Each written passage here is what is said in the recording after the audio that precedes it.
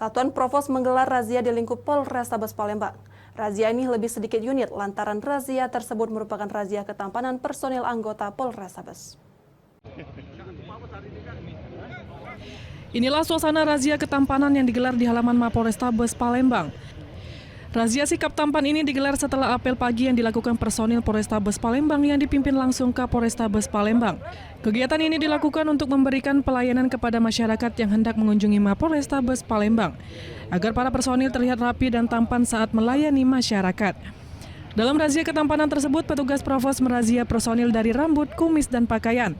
Jika personil memiliki kumis dan rambut tidak rapi, para personil tersebut akan dilakukan pemotongan oleh petugas Provos. Selain dari itu, petugas Provos juga memeriksa kebersihan senjata api milik personil yang tidak bersih.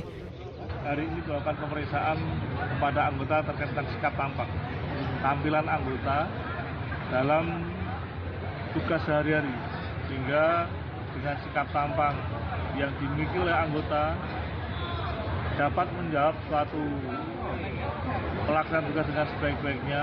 Inilah tampilan yang pelanggaran layaknya yang terlambat untuk bisa bertatap muka dengan masyarakat sehingga menimbulkan satu tampilan yang berbeda yang lebih baik.